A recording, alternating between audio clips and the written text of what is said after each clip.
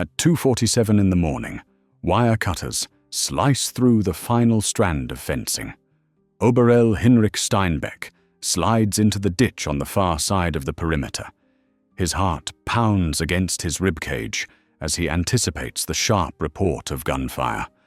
The British sentries at Yorkshire's Camp 18 have captured escapees previously. He's witnessed them being hauled back through the entrance, their boots dragging across gravel, their expressions steeled for what comes next. In Hitler's Germany, a captured adversary who attempted to run faced interrogation in the Gestapo's cellars or summary execution. Steinbeck understands his own country's methods.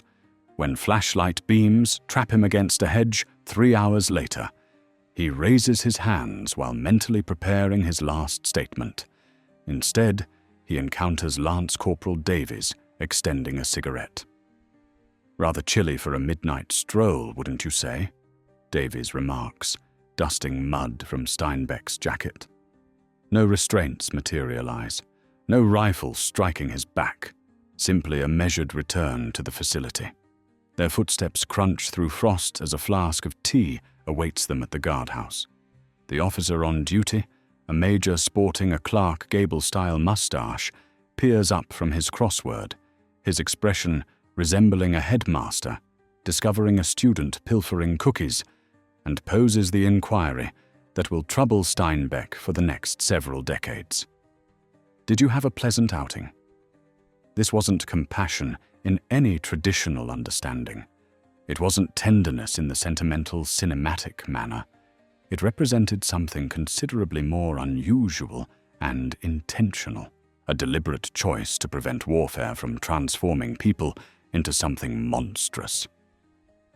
From 1939 through 1945, more than 400,000 Axis captives moved through British and Canadian detention facilities. Thousands made escape bids. The overwhelming majority found themselves back in custody within 3 days, sent back to their quarters, and disciplined with 2 weeks of isolation, perhaps forfeiture of package rights. A serious reprimand, the sort of penalties one might associate with violating boarding school curfew, not breaching enemy security during humanity's most devastating war. Consider the contrast with the Eastern battleground, where Soviet sentries executed fleeing Germans immediately and disposed of bodies in anonymous graves, or the Pacific conflict, where Japanese military philosophy considered surrender itself shameful. Breakout attempts were non-existent because imprisonment meant a condition worse than perishing. Even inside Germany itself, recaptured Allied flyers confronted the Sagan Order of 1944, Hitler's authorization permitting the killing of escapees without intelligence value. 50 airmen from Stalag Luft III discovered this reality through a barrage of Gestapo ammunition following the Great Escape. Yet here in Britain's verdant countryside, a German officer who just performed what his homeland termed treasonous abandonment receives an inquiry about whether he found his excursion enjoyable. The question arrives like a verbal explosive device, courteous, bizarre, weighted with implications. It communicates. We differ from you. We require no intimidation to preserve control. Furthermore, we possess such conviction in our approach that we can regard your breakout as a trivial disruption, a piece of performance, an administrative annotation in the war's record-keeping. This wasn't an anomaly. It constituted policy integrated into the manner democracies elected to conduct warfare, even with survival hanging precariously in question. The Geneva Convention of 1929 appears almost fantastical, 12 densely typed pages attempting to codify compassion within the apparatus of mechanized killing. Article 48 declares that escape endeavors shall not constitute an aggravating factor should the captive be apprehended without employing force. Article 54 allows disciplinary measures but prohibits anything contradictory to the Convention's stipulations, which appears bureaucratic until you grasp its actual significance. For the first occasion in recorded history, countries consented in documented form that enemy combatants merit safeguarding even following capture. Prior to 1929, prisoner treatment remained unpredictable.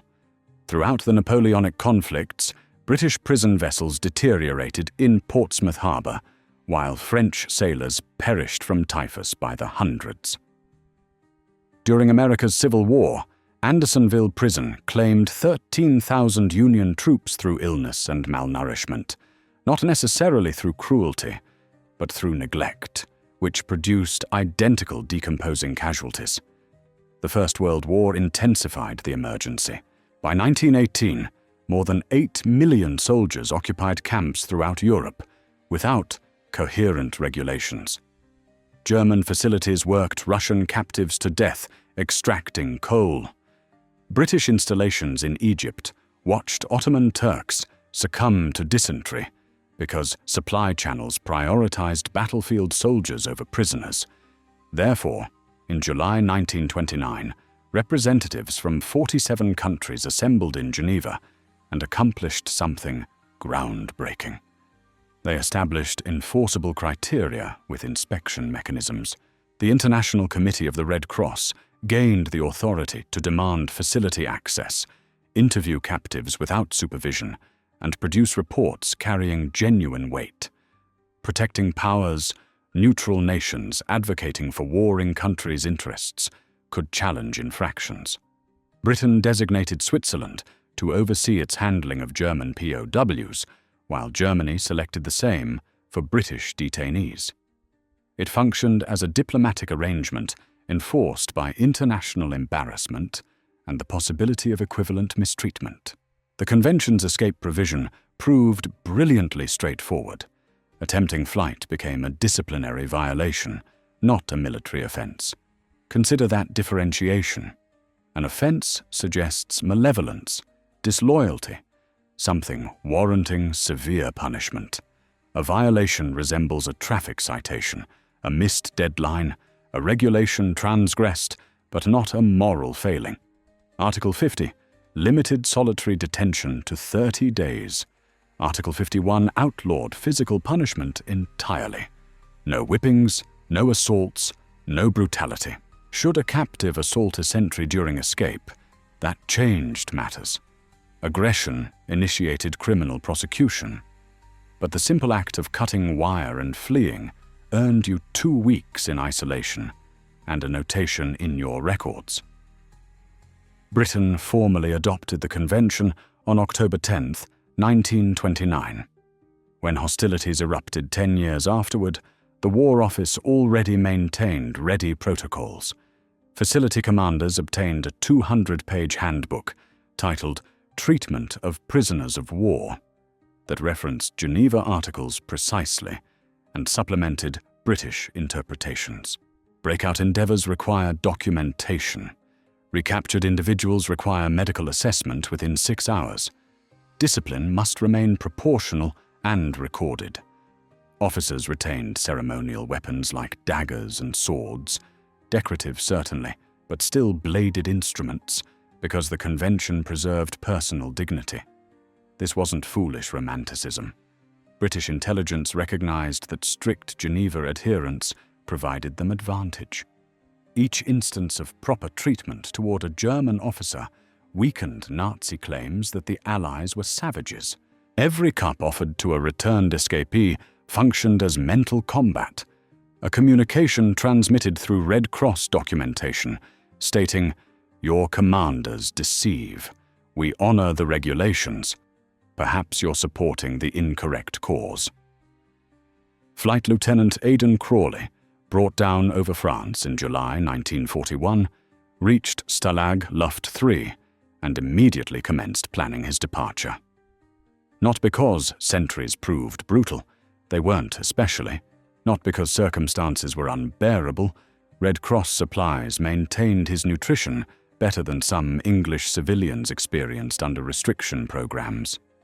He strategized escape because the King's regulations, Article 327, stated explicitly, "Every British serviceman held prisoner maintains an obligation to attempt return to Allied territory by whatever methods available. Neglecting to attempt wasn't merely weakness, it violated military statute. The Germans maintained identical requirements.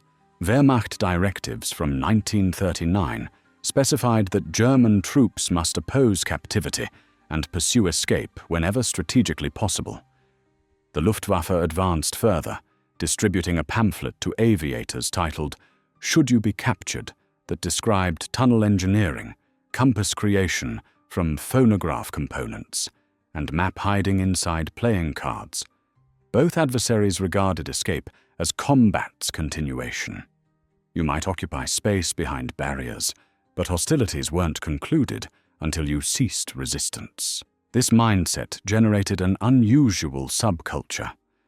Stalag Luft III contained over 10,000 Allied flyers by 1944, and at any moment, 30 distinct escape schemes progressed simultaneously.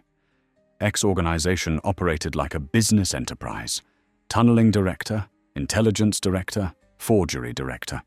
Roger Bushell, a South African RAF officer, coordinated the Great Escape with campaign-level precision. 3 passages designated Tom, Dick, and Harry. Each demanded 4,000 bedboards for reinforcement, civilian garments constructed from spare blankets, and 200 counterfeit identification papers manufactured in a concealed studio beneath the theater platform. The breakout itself constituted psychological combat. Every discovered passage meant hundreds of German sentries diverted from the eastern battleground to monitor camps. Every falsified document forced Berlin to modify security measures across occupied territories. Tim Whalen, the forgery specialist, duplicated Gestapo authentication so accurately that post-war scholars verified his fabrications as legitimate materials. Johnny Travis constructed a photographic device from confiscated spectacle components to photograph sentries for identification cards. This wasn't frantic desperation. It represented engineering expertise directed toward jailbreaking. Axis captives in Allied installations practiced identical tactics. At Island Farm Camp 198 in Wales, German officers excavated a passage 70 feet in length using cutlery, utensils, and a stolen fire iron. They reinforced it with bed components, illuminated it with oil lamps fashioned from margarine, and scattered excavated earth by concealing it in trouser legs during recreation periods, the penguin method subsequently romanticized in cinema. When 67 Germans surfaced on March 10, 1945, they dispersed throughout the Welsh terrain, appropriating bicycles and garments from outdoor lines. All faced recapture within 7 days, but the breakout occupied 30,000 Home Guard personnel and generated news coverage across Britain. The psychological dimension penetrated deeper than mere logistics. Psychiatrist Henry Dix, attached to British intelligence in 1944, conducted interviews with recaptured German escapees and identified a tendency.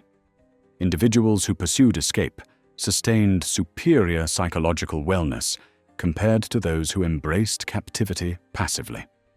Planning trajectories, falsifying documents, excavating passages, these pursuits provided prisoners with direction, organization, motivation to continue. Escape transcended mere liberation. It concerned refusing to permit wire and sentries to establish your reality.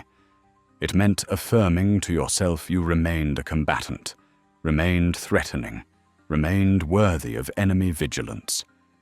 Therefore, when Heinrich Steinbeck severed that barrier in Yorkshire, he wasn't simply running. He was following commands, preserving his character, and demonstrating to himself that 4 years behind wire hadn't destroyed something fundamental within him. The British comprehended this completely. That's precisely why the inquiry, "Did you have a pleasant outing?" contained no ridicule, only acknowledgement. Colditz Castle perches on a Saxon precipice like a Gothic horror, all grey stone and narrow apertures, selected specifically because escape appeared structurally implausible. The Germans classified it Stalag 4C in 1939, a Sonderlager for persistent escapers, the individuals who'd already fled other installations and been recaptured. If you landed at Colditz, you'd already established a reputation. The fortress sat 400 feet above the Mulde River, encircled by vertical rock surfaces, with a solitary access route guarded by triple security stations. The commandant, Oberst Edgar Glaischer, inherited a medieval stronghold and converted it into a monitoring laboratory. Every facility functioned on identical principles. Observation equals authority. Stalag Luft III, near Sagan, was purpose-constructed in 1942 with that philosophy embedded in the foundation. Barracks positioned on brick supports 18 inches above ground permitted sentries to observe beneath them.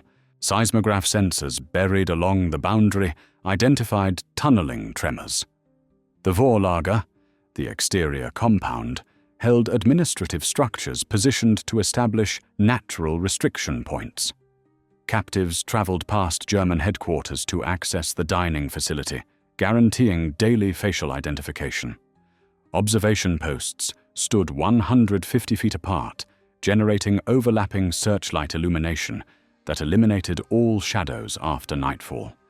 Headcount occurred twice daily, 5 a.m. and 9 p.m., with captives arranged in formations of 5, while sentries tallied, retallied, and cross-examined totals against written registers. The Germans termed it appel, and it constituted performance disguised as protocol. Senior British commanders delayed by requesting clarifications. Captives feigned sickness, compelling sentries to inspect barracks and tally bedridden individuals separately. Escape leadership exploited these interruptions, rotating tunnel laborers in and out of formations, so identical faces manifested in different locations. Flight Lieutenant Jimmy James remembered standing at Appel in February 1943 when a sentry counted 502 individuals in a compound housing 500, then recounted and obtained 498. The inconsistency triggered a 3-hour examination that discovered nothing because the absent individuals had already returned to their quarters following a tunnel rotation. Deception identification became an escalating competition. The Abwehr, German military intelligence, designated specialists to analyze British escape methodologies. Hauptmann Hans Pieber at Stalag Luft III developed relationships with captives, acquiring colloquialisms and behavioral patterns, then monitored discussions for encrypted allusions. Going to the theater tonight might signify a tunnel conference. Libraries closed indicated a sentry rotation disruption. Pieber identified 3 breakout schemes in 1943 exclusively by monitoring linguistic tendencies. But he also honored the competition. When he uncovered Tom Tunnel in September, he informed Bushell, "Excellent execution, but insufficient," before commanding it sealed. The framework of confidence and duplicity grew intricate. Ferrets, German sentries trained in counter-escape methodologies, patrolled compounds with metal probes, tapping floorboards for empty sounds. They measured barracks monthly, verifying whether interior partitions had contracted inward to conceal workshops. They calculated coal shipments against ash production, determining whether captives were combusting timber from tunneling operations. In reaction, escape leadership constructed false partitions within false partitions, establishing Matryoshka-style deception tiers. At Colditz, Lieutenant Airey Neve engineered an entire counterfeit attic section that sentries examined regularly, never detecting the actual workspace concealed behind a secondary barrier. Facility architecture also determined escape approaches.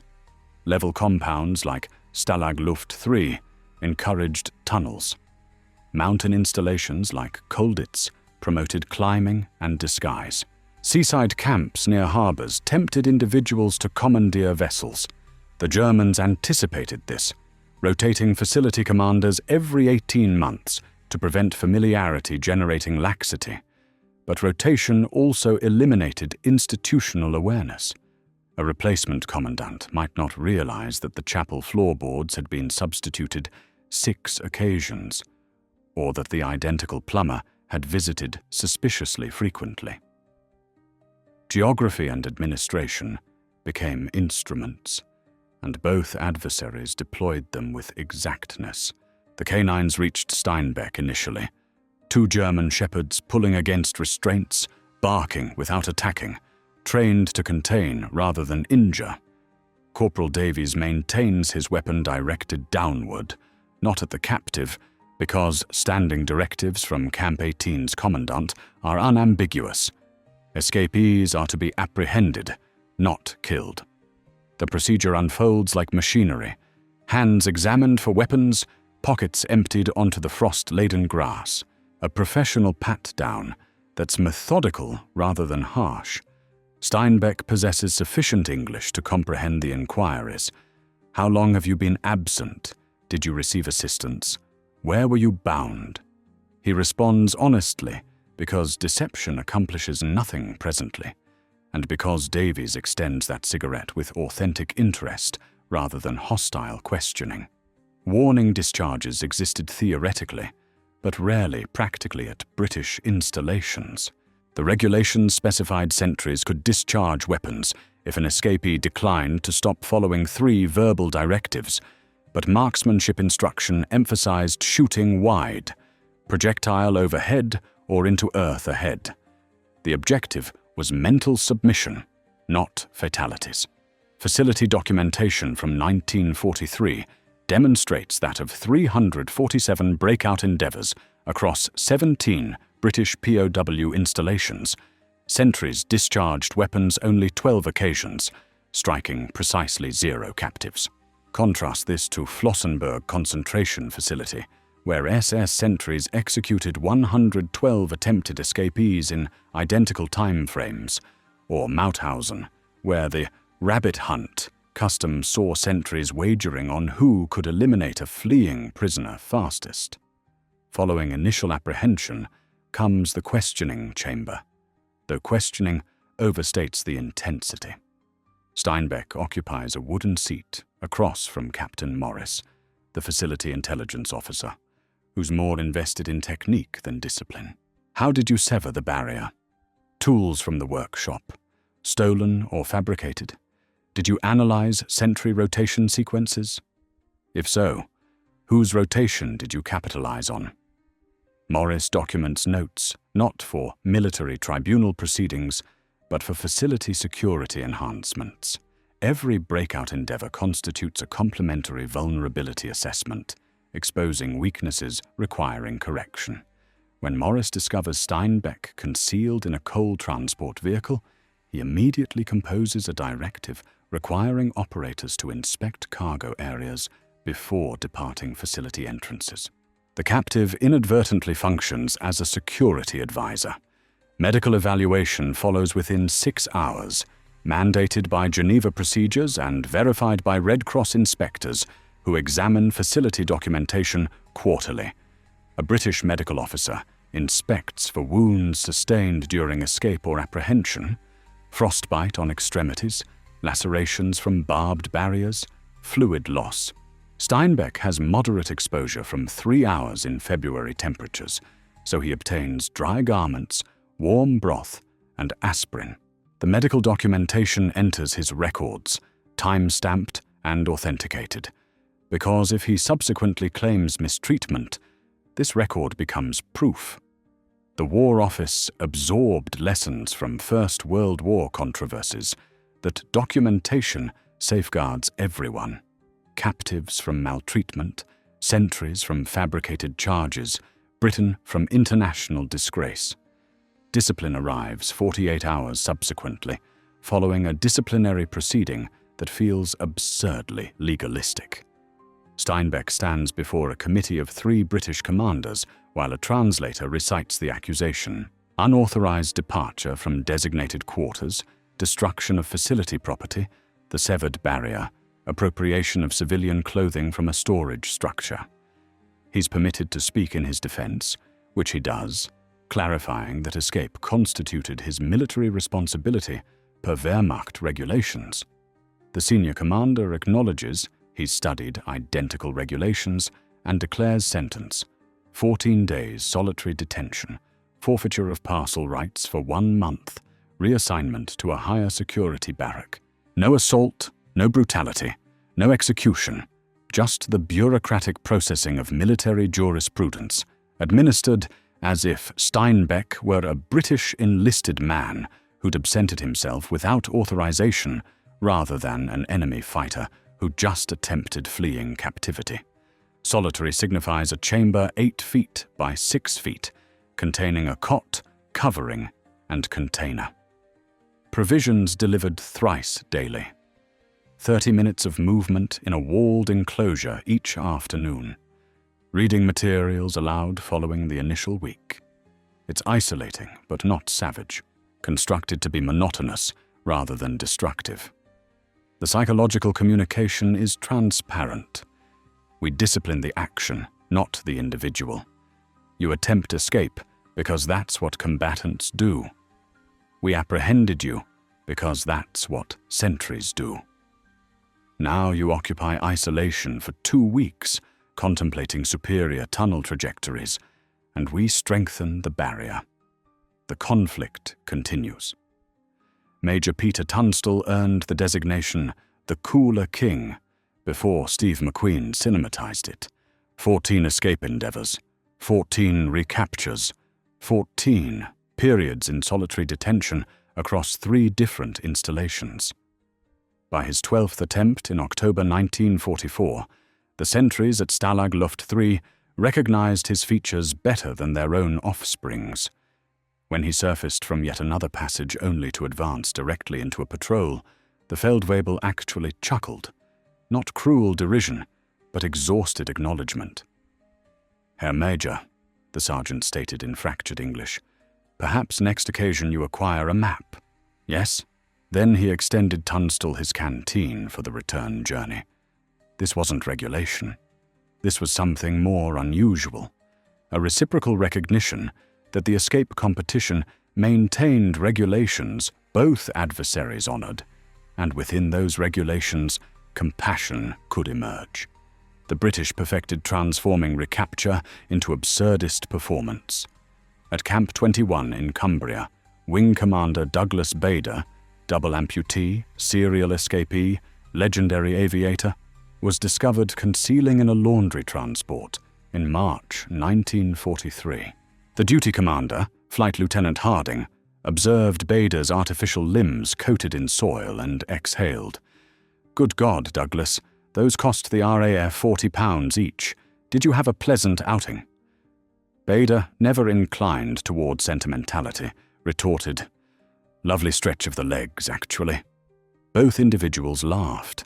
Then Bader proceeded to isolation for 10 days, while sentries repaired the barrier he'd severed.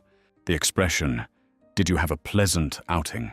became code for a specific variety of British minimization, acknowledging the breakout endeavor without validating it, deflating tension through linguistic absurdity.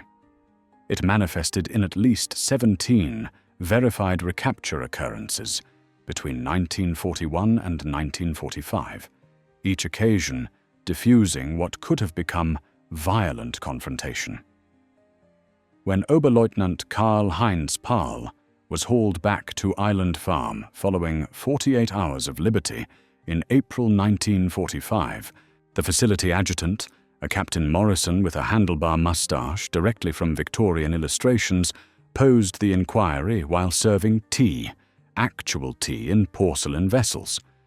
Pahl subsequently documented in his autobiography that the surrealism of consuming Earl Grey while reviewing his capture trajectory felt more bewildering than any questioning methodology. Psychology clarifies the technique's success. Dr. Eric Cunningham Dax, a British Army psychiatrist integrated with POW administration in 1944, observed that humor disrupts hostility by recontextualizing circumstances. An escapee anticipating discipline, potentially aggression, instead receives humor that repositions him as a competitor in a competition rather than a violator in a prosecution. The cognitive contradiction: I just performed a hostile action. Why is this individual offering me pastries? Interrupts defensive positioning and establishes conversational opportunity.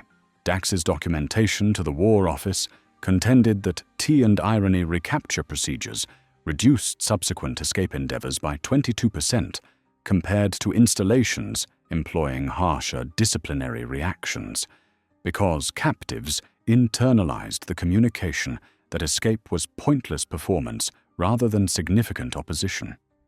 German captives adjusted to the pattern.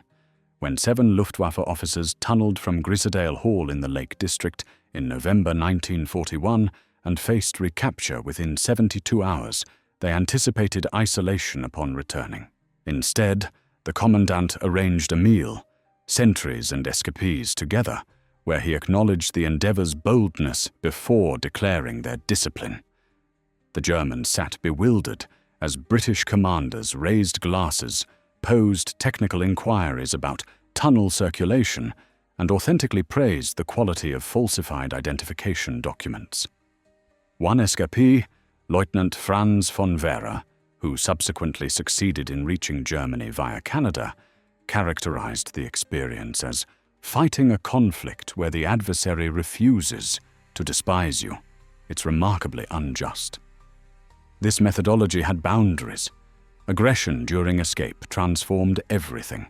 Strike a sentry, a military court replaced disciplinary proceedings. Espionage or sabotage converted you from escapee to operative, subject to severer consequences. But pure flight, the straightforward act of severing wire and fleeing, earned you the walk and conversation treatment because the British grasped something significant.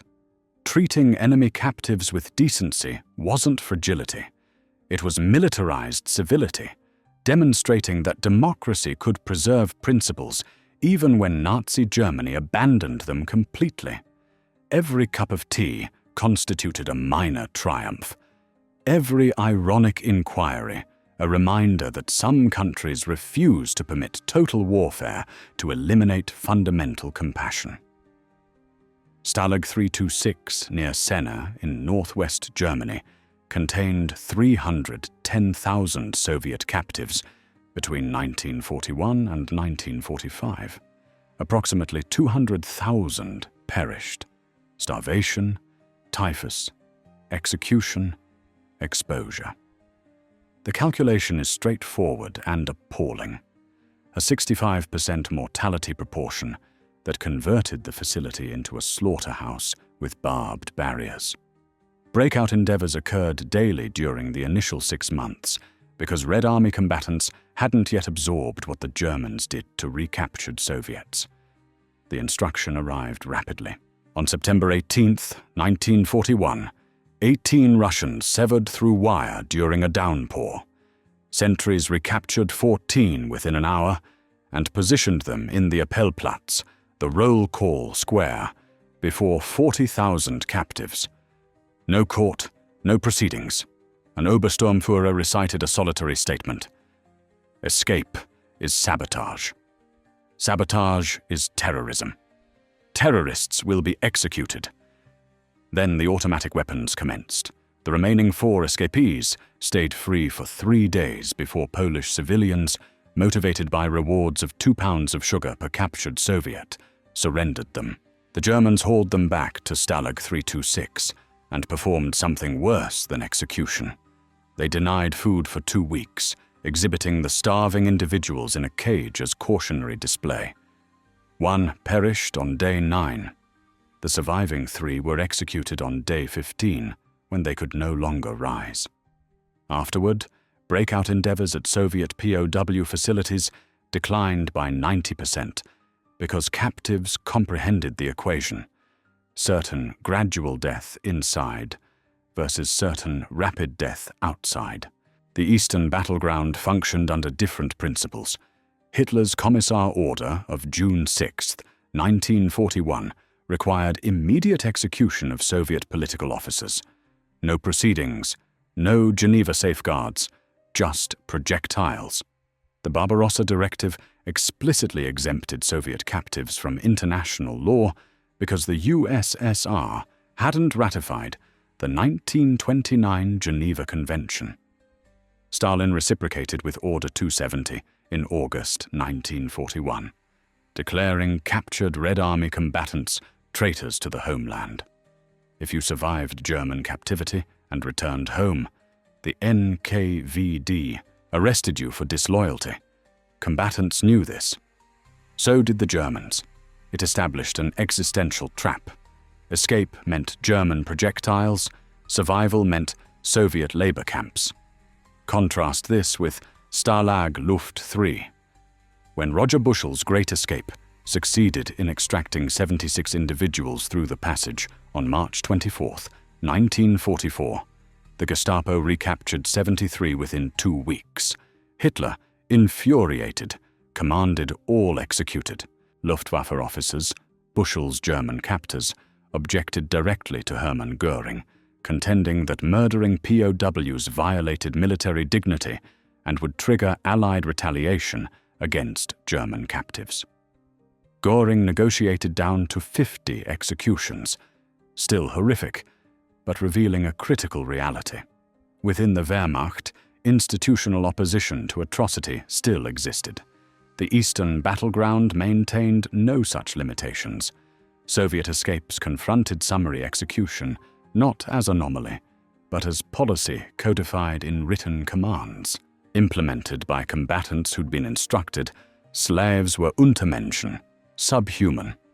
The Japanese contributed their own atrocities.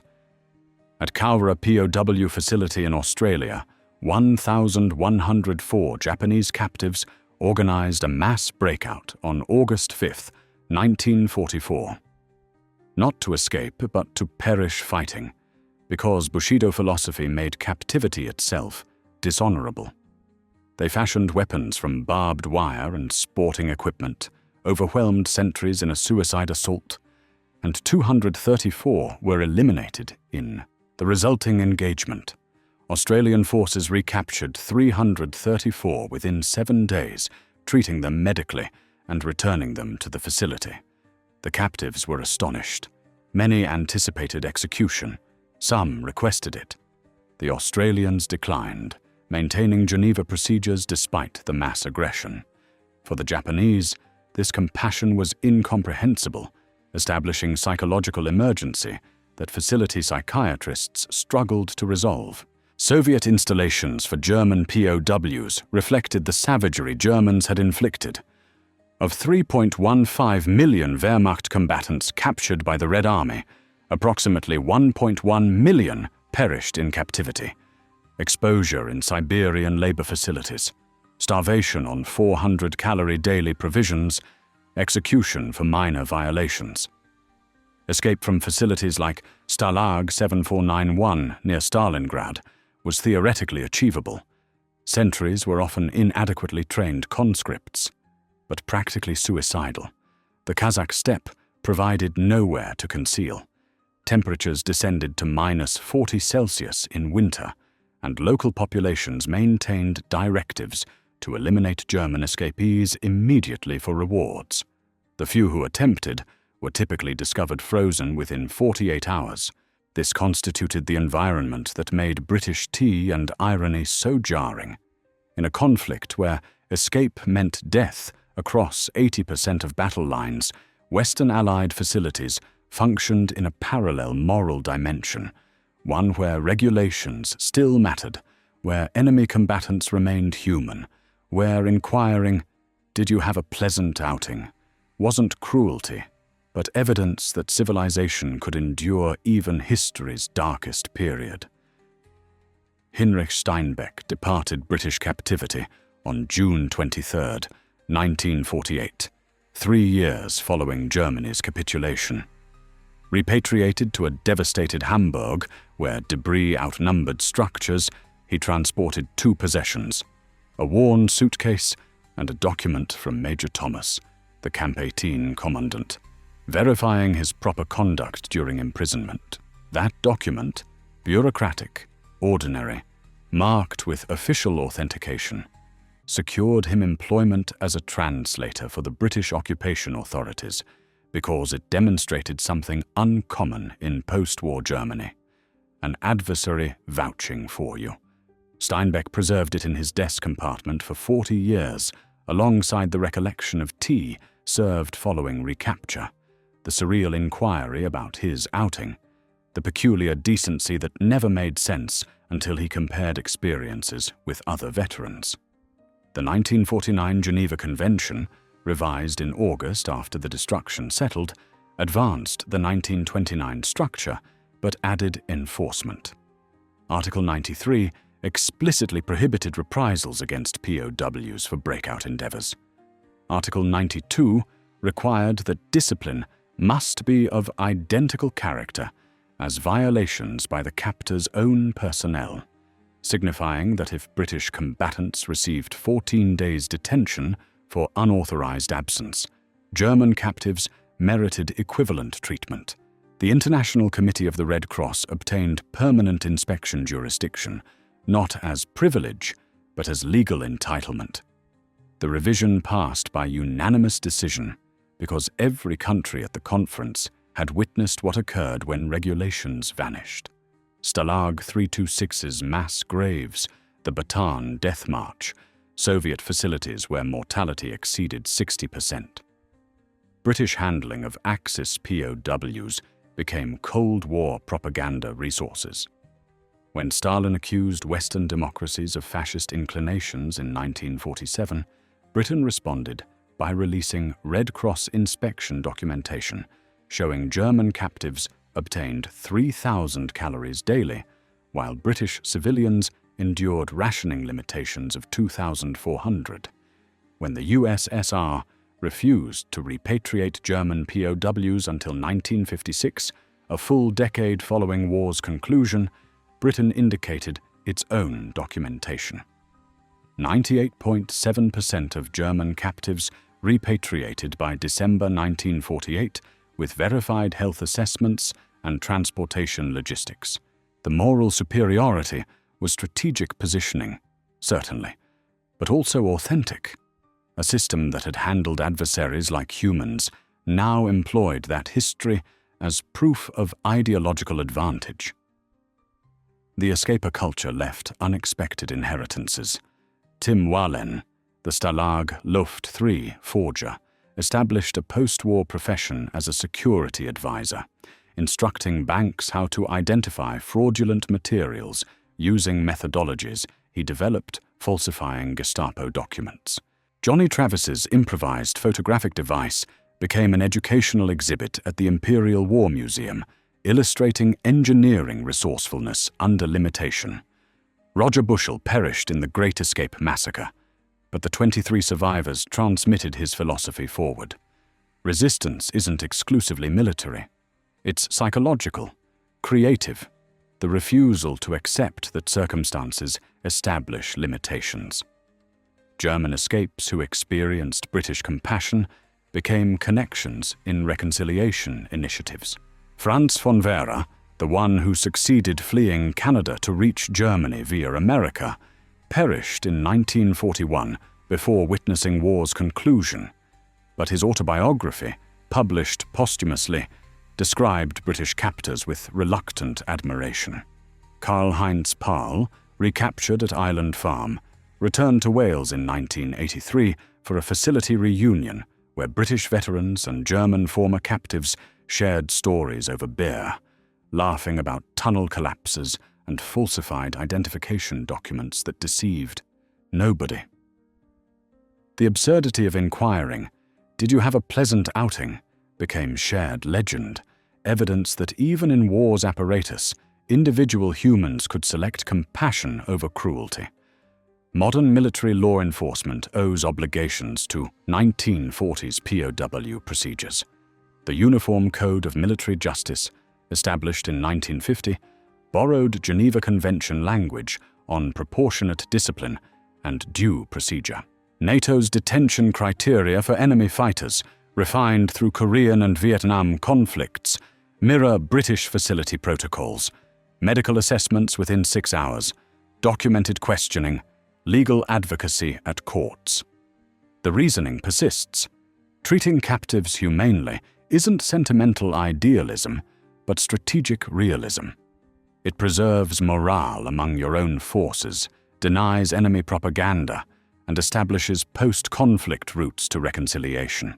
Steinbeck perished in 1989, just months before the Berlin Wall collapsed.